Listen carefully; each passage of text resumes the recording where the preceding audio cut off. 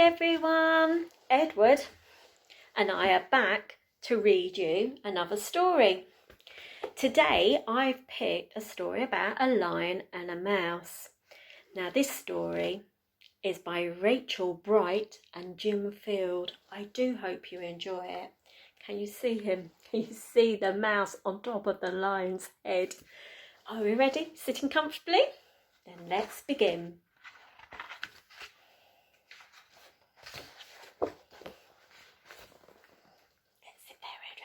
In a dry, dusty place where the sand sparkled gold, stood a mighty flat rock, all craggy and old.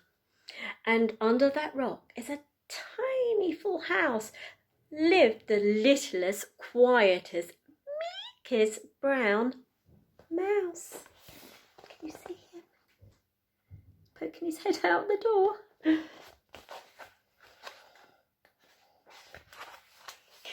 He was so very tiny, so incredibly small, that nobody noticed him ever at all. You see him down there? Hello! And they're all ignoring him. He got trod on and sat on and missed out for stuff, ignored and forgotten. Ow! Stood on my tail. Ouch! Sat on my tail. Yes, mouse life was very tough. Meanwhile, far above on top of the rock, times were quite different. It was lion o'clock. Can you see him? This huge, toothsome creature made sure everyone saw how important he was and how very loud he could.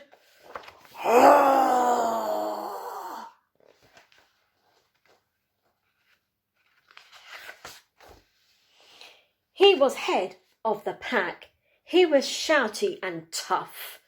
He loved showing the crowd he was made of strong stuff. You see him? Yes, all were impressed by his mighty king cat. If only, thought Mouse, I could be more like that. You see Mouse? Where's Mouse? There he is, right down in that corner on that rock. Then late one night, in his Minnie Mouse bed, the cleverest thought popped into his head. He jumped from the covers and held up a paw. I've got it, he said. What I need is a roar.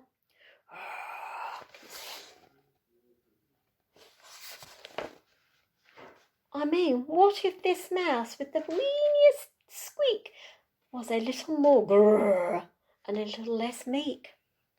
Well, he'd still be the smallest of fuzzy brown mice, but he'd make friends and join in, and life would be nice. You see him?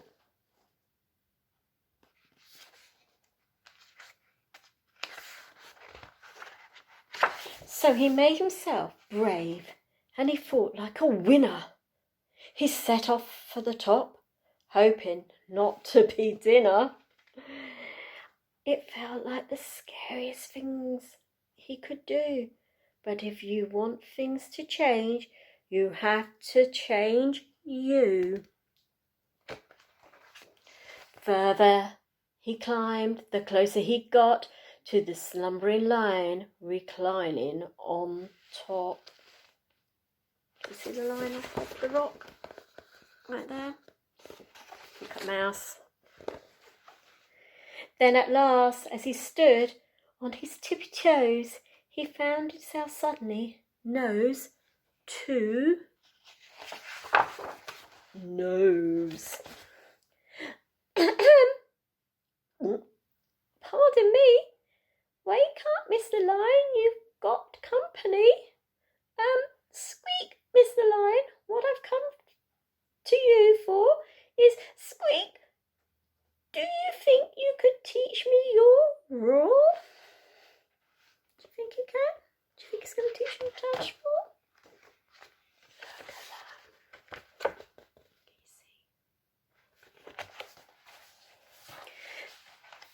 silence befell that twinkling plain. Lion opened his eyes and puffed out his mane. Time slowed right down. Why, it felt like a week. Then he opened his mouth and let out eek! Look, he's frightened. Do you think he's a bit scared of Mouse? The lion was shaking, his paws all a fumble. He was backing away with a scumbling tumble. Don't hurt me, he whimpered. Oh, try to be nice. Well, my goodness, this lion was frightened of mice. Don't worry, Mouse peeped. I'm a friend, not a foe. Let's rock this together. We'll have fun, don't you know?